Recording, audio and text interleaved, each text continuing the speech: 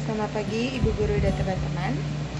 Perkenalkan nama saya Franco Dewa dari kelas 12 OPKP nomor 6. Di sini saya akan presentasikan hasil teks editorial.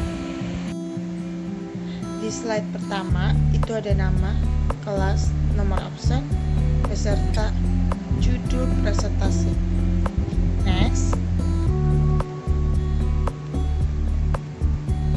Slide kedua itu ada pengertian teks editorial adalah sebuah artikel dalam surat kabar yang merupakan pendapat atau pandangan redaksi terhadap suatu peristiwa yang aktual atau sedang menjadi perbincangan hangat pada saat surat kabar itu diterbitkan. Isu atau masalah aktual itu dapat berupa masalah politik, sosial maupun masalah ekonomi yang berkaitan dengan politik. Meskipun teks editorial adalah opini atau pendapat, namun dalam penulisannya tidak bisa sembarangan. Penulisan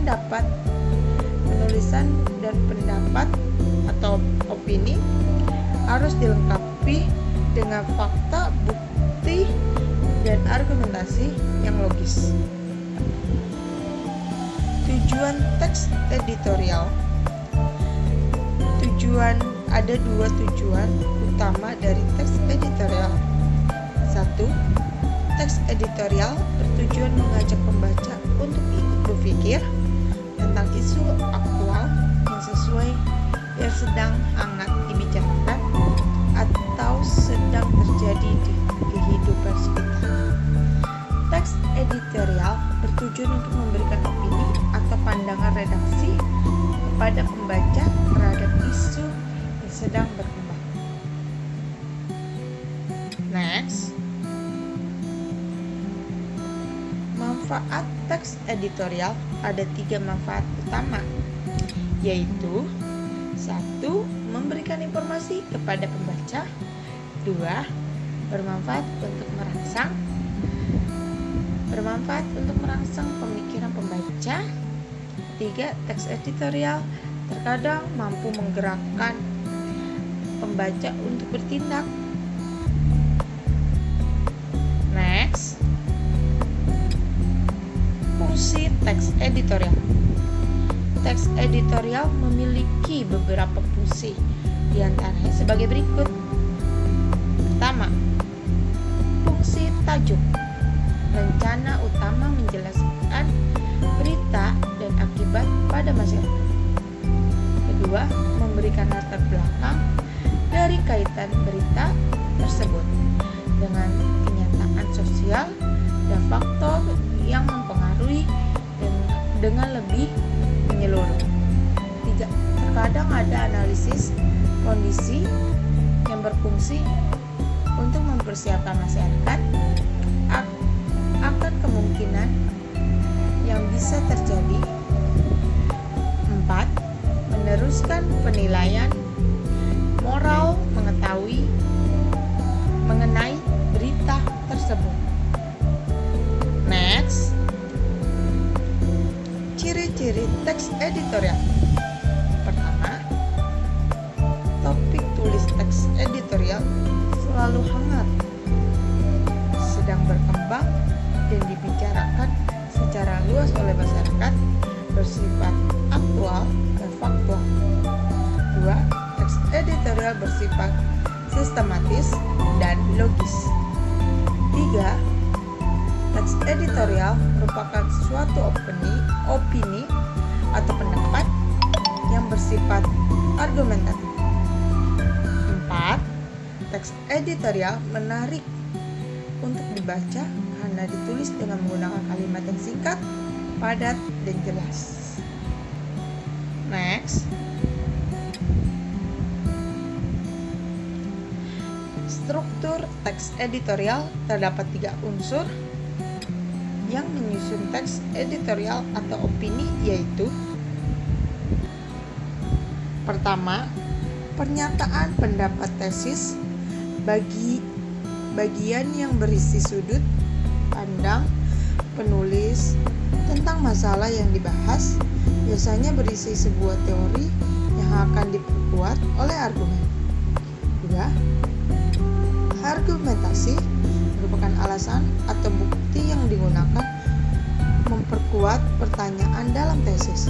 Argumentasi yang diberikan dapat berupa pertanyaan umum atau data hasil